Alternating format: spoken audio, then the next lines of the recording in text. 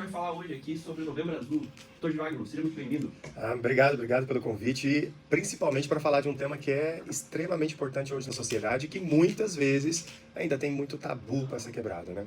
O Novembro Azul, ele surgiu com uma campanha de conscientização. Quando o tema é próstata, tem bastante tabu ainda, tá? Porque tem ali o preconceito da masculinidade. E afinal, a saúde também é coisa de homem, não é só coisa de mulher, a saúde também é coisa de homem. E quando se fala em próstata, tem muita questão da parte sexual, cultural e estrutural relacionada com a questão prostática. Então isso dificulta muito o acesso do homem a conversar sobre a sua intimidade com profissionais da área da saúde. Como é que está esse cenário em relação aos tipos de exames para fazer essa identificação precoce? Perfeito, maravilhosa pergunta. Quando nós pensamos em câncer de próstata, a primeira coisa que vem na cabeça é o toque e o PSA. Mas nós temos que lembrar que o toque muitas vezes nem é necessário em um primeiro momento. Tá? Normalmente nós fazemos o PSA, que é um marcador inflamatório típico da próstata, que vai nos sinalizar se há ali uma reação inflamatória ou não. A gente pensa em próstata aumentada, hiperplasia prostática, prostatite, que é uma inflamação da próstata, e também pensamos em câncer de próstata. Então ele não dá diagnóstico de câncer, ele nos faz pensar em um diagnóstico de câncer e nos dá outros diferenciais. Mas nós temos usado hoje muito mais, até mesmo para os homens aceder mais às consultas de rotina, fazer seus exames, a ultrassonografia. Tem sido uma excelente aliada hoje. Porque se nós fazemos a ultrassonografia com a bexiga cheia, com a bexiga vazia, nós conseguimos mensurar tamanho, peso, calcificação, contornos, probabilidade de estar elevando a bexiga, diminuindo o espaço na bexiga, comprimindo o intestino. Então, todas essas informações a gente consegue obter com a ultrassonografia. E caso vier alguma coisa aí que seja suspeita ou que nos levante dúvida, aí procedemos com outros exames. E às vezes nem sempre o toque chega a ser realizado. O Novembro Azul não se trata somente do câncer de próstata, ele se trata da saúde do homem. E nós estamos falando de doenças crônicas que muitas vezes o homem não trata, como diabetes, hipertensão, problemas cardiovasculares, resistência insulínica. Aí vem a hiperplasia prostática benigna, que é o aumento da próstata sem o tumor,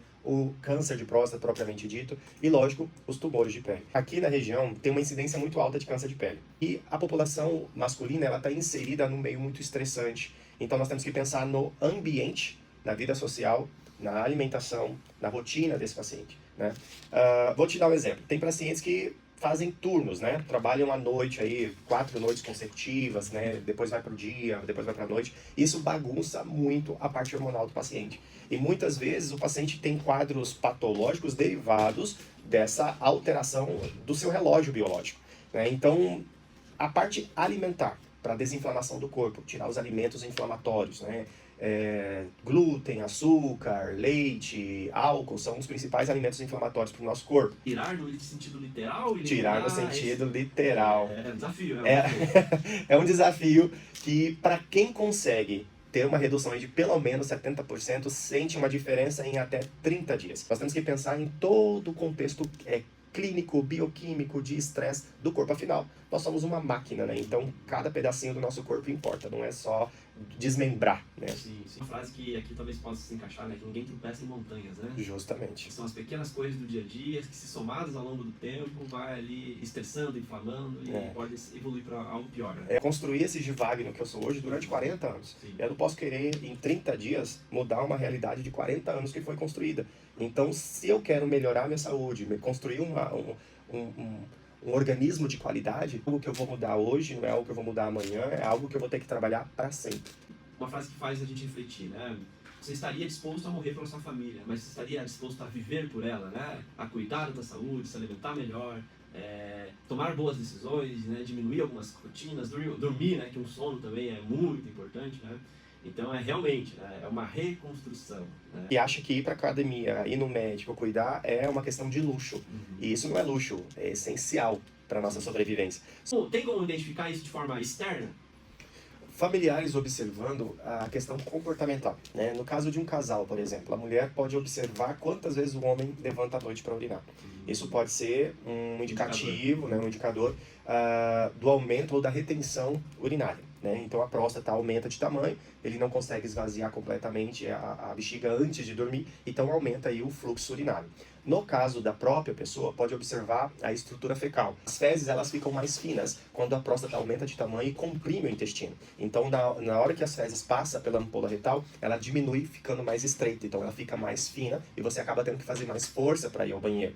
A urina cortante. Você começa a urinar e a urina começa a cortar. A pressão do jato diminui também consideravelmente, né? Então você tinha uma pressão de jato urinário, agora você já tem uma pressão de jato reduzida e você tem que fazer esforço para tentar esvaziar a bexiga. E também tem a questão de ficar perdendo urina depois de ir ao banheiro, né? Isso também pode acontecer. Então essas observações são sinalizações de alterações nesse eixo.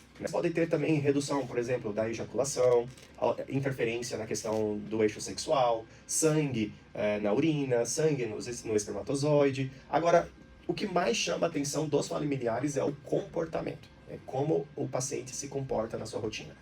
Como que funciona, até pra gente falar de um assunto aqui meio triste até, né? Vamos pensar que o paciente chegou, estágio médio avançado, como que se dá o tratamento disso, como que é na prática? Poderia dar um panorama pra gente? Assim, Claro. Pra gente realmente reforçar a importância, né, da prevenção. Sim. Quando nós falamos de câncer de próstata, nós não falamos de desfecho, porque tem muitos indicadores aqui que tem que ser analisados, né? Metástase, tamanho, para onde ela está migrando, se está contida, se externou para a parte de coluna, pulmão, ou foi para uma outra parte, né? Se o câncer de próstata é o principal foco, ou ele veio de um outro foco, mas normalmente ele é o principal foco, tá? Mas quando nós identificamos ele de forma precoce, as chances são altíssimas de cura, altíssimas, tá? Então, o importante é a prevenção, a profilaxia. E nós temos notado que cada vez mais cedo tem se diagnosticado. Porque normalmente os homens deixam para se preocupar com a próstata depois dos 50 e olhe lá, tá? Mas nós temos aí percebido na nossa rotina, na nossa prática, que pacientes de 40 anos já vêm apresentando um aumento prostático. De câncer, nem sempre, mas a hiperplasia prostática, que é esse aumento, normalmente está se fazendo mais presente. Mas quanto à questão da evolução, do tratamento, método diagnóstico, a gente identifica, faz uma suspeita, encaminha para o setor de oncologia, e é no setor de oncologia que vai se dar todo esse prognóstico, né? Se está avançado, se não está avançado, se o tratamento vai ser quimioterápico, radioterápico, ou se vai ser necessário fazer a cirurgia já imediata, ou reduzir primeiro o tamanho para se fazer a cirurgia, verificar metástase intestinal, metástase óssea, né, pelas proximidades, metástase na bexiga. Então, depende muito da evolução de cada paciente. Então, quando nós falamos de câncer, nós falamos de individualidade. Então, os prognósticos aqui podem variar muito. A partir do momento que você tem seu filho, ensine ele desde pequeno a necessidade da prevenção. Porque conforme ele vai crescendo, vai envelhecendo, você não vai precisar ficar em cima dele, porque já se cria o hábito desde pequeno. E tudo que é ensinado de forma precoce vai ser levado para a vida.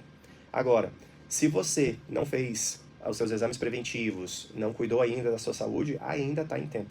Não precisa ser só no Novembro Azul, nós temos aí 12 meses no ano, e esses 12 meses ele fala sobre saúde. Independente, não existe tempo para a gente procurar ajuda. O que existe é ter essa necessidade de cuidar da própria saúde. Afinal, a saúde também é para homem, né? Nós, Associação Comercial, doutor, agradecemos muito sua presença, sua participação. Com certeza contribuiu bastante aqui para os nossos ouvintes, né? Esse foi mais um programa da Associação Comercial. Eu que agradeço.